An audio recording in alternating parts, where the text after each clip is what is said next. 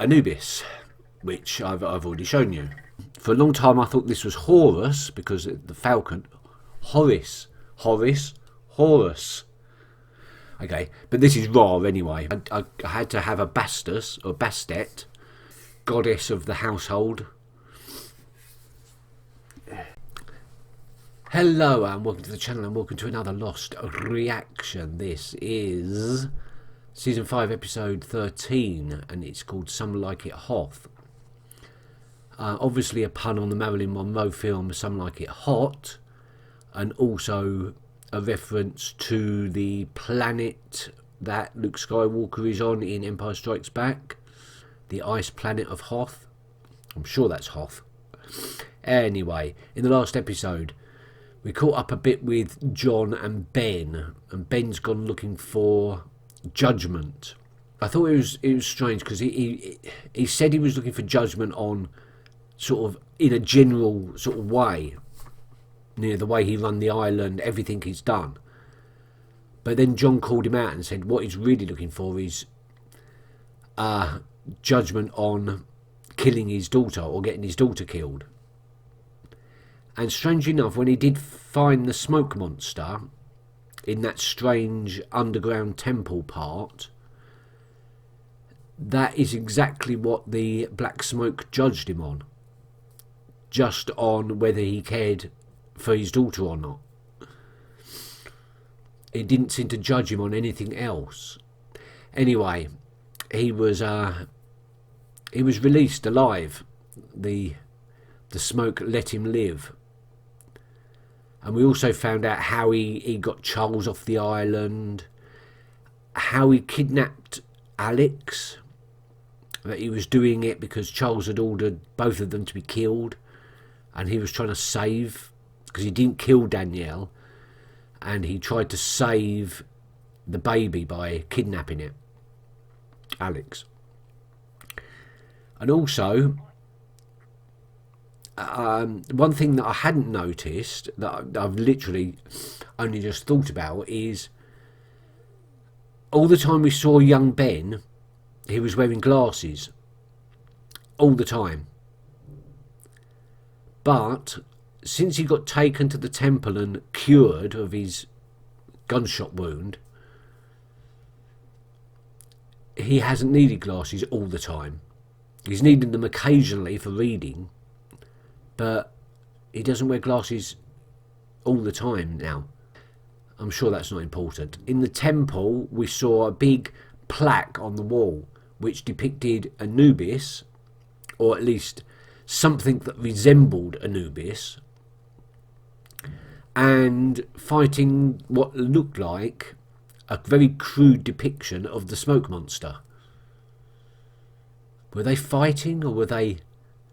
No, they weren't fighting, are they? Anubis is just sitting there, and the smoke monster. I don't know. I've got to stop calling it Anubis as well, because it's not Anubis. It's something that resembles Anubis. So I think we need to catch up with Saeed now. We've got sort of 3 separate stories going on. But the one I'm most interested in, the one we've left hanging for quite a few episodes now, is Saeed running off into the jungle. He's so sure that he knows what he has to do, that his mission is to kill Ben. He hasn't had the what happened explained to him, so he doesn't really know how this time travel thing works yet, so... And of course he's given off loads of information about him being from the future because of that truth drug. So, yeah, I'm still wondering whether the incident actually ever happened, or whether they just prepared for it in the light of what Saeed told them was going to happen. But then again, he wasn't telling them about the incident, was he? He was telling them about the purge. I'm going to have to get on with this. It's obviously I'm a little bit confused at the moment. The trouble is I have been keeping notes, but I've been keeping them on scraps of paper because I ran out of notebook, and now I've got a notebook, and I've been copying my notes from the scraps of paper into my notebook.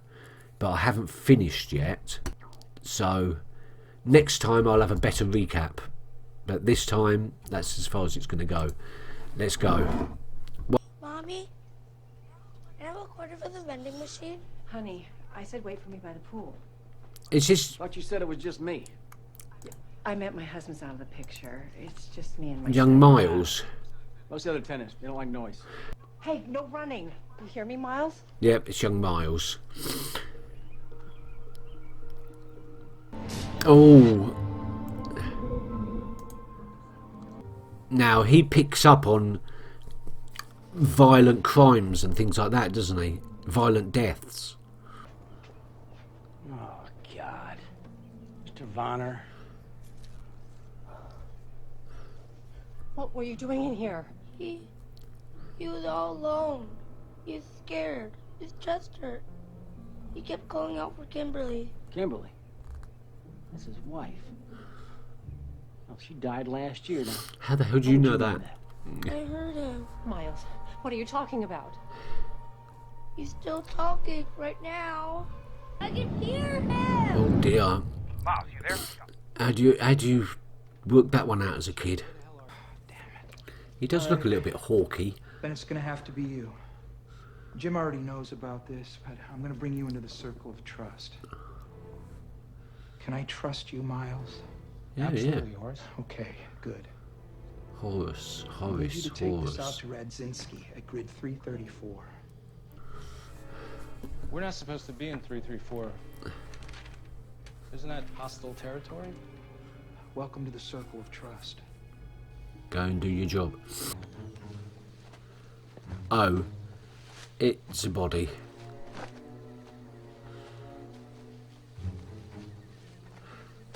He fell into a ditch. Got a bullet hole in his head? The ditch had a gun. Doesn't matter what you do, Dad. Don't. Because knowing that is not your job. Your job is to do what I tell you to. Brzezinski bothers me. There's something about Brzezinski that just doesn't make sense. Okay. So it really happened.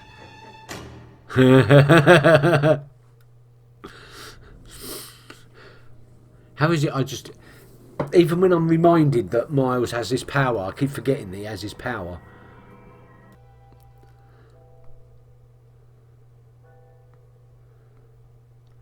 What the heck? Well, old age?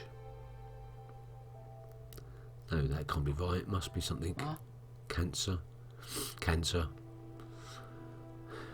It's me. I need you to tell me why I'm this way.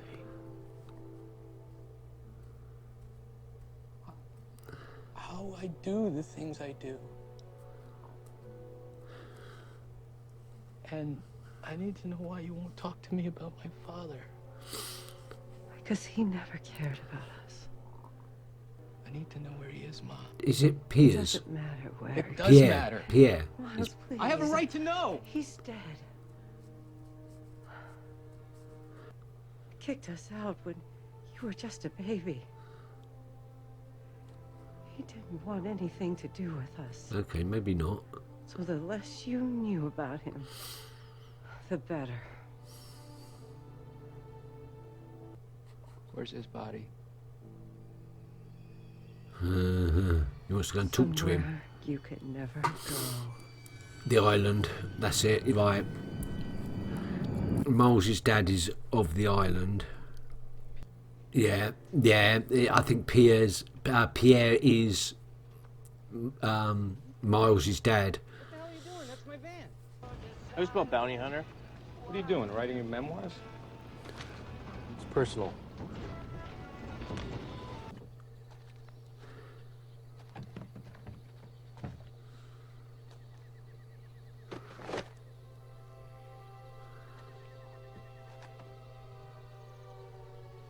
Dude, there's a body bag back here with a body in it. That's traditionally what you put in a body bag. Yeah. Well, who is he? What happened? His name's Alvarez. He was digging a hole and thinking about some chick named Andrea. Then he felt a sharp pain in his mouth, which turned out to be a filling from his tooth being yanked right out of its socket and Oh. blowing through his brain. Oh, electromagnetic. How does a feeling get blown through someone's head? Got me. Can we go now? You can talk to dead people. I thought they all knew that. Can we please just go? Obviously not. Don't worry, dude. Your secret's safe with me. You wanna know why? No. Because I can talk to him too. And that is true technically, but in a different way. What's he doing here? He came to deliver lunch to the work crew. Lunch. The instructions were to come alone. Don't worry, I won't tell anyone about the body. Oh, you twat. What'd you have to say that for? Knows? I'm sorry, sir. He was rooting around in the back and he saw it. Dude, I can keep a secret. Does Miles know? I'm not convinced. I'm not convinced that Pierre is his dad now. Dude, that guy's a total douche. That douche is my dad. Oh, okay then. He had worked it out. And it is. So, yeah, definitely. Look, whatever you got going on here, this isn't really my thing. From what I understand, Miles, if the price is right, this is exactly your thing. So what can you tell me about this man? Name's Felix. Felix. On his way to deliver something to a guy named Whitmore. Deliver what? Photos, pictures of empty graves. A purchase order. Ah, right. The flight. Old airplane. My employer is willing to pay you $1.6 million. Hello. When do we leave? Yeah, exactly. I have a 3-month-old son, so no, I haven't told him. 3 months. Wow, congrats. What's his name? Miles. Small world. That's your name too, right, Miles? Yeah. Don't push it, Hurley. So you a fan of jazz, Dr. Chang? Like Miles Davis? My wife is. I like country. Really? Yep. 15, They're building the Swan. 16, 23. Hold on a minute, it's smudged. 42. 42. How the hell did you know that? Because they're building our hatch. What hatch? The one that crashed our plane. My name's Bram, and we had to try our best to talk you out of working for Charles Widmore. I have no idea who that is. Yes, you do. He's the man who chartered the boat you'll be getting on next week. And my friend, you do not want to get on that boat. You know what lies in the shadow of the statue? That. No. Again. Say that I do. Then you're not ready to go to that island.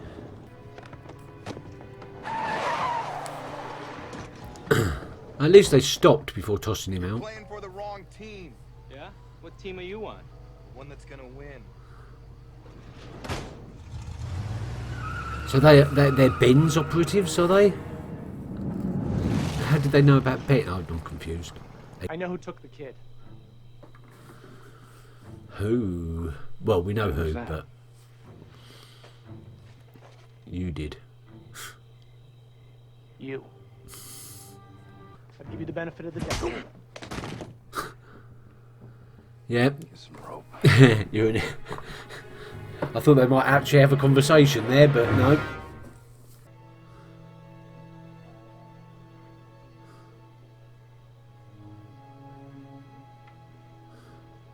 You can't babysit your own self.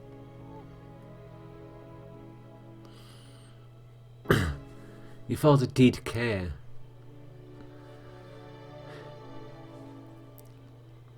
Subs in from HQ. We need your help bringing them in. Sure, new recruits. No, scientists from Ann Arbor. Get your van and let's get to the doctor. Ann Arbor. That's that thing again. That thing that I misheard before.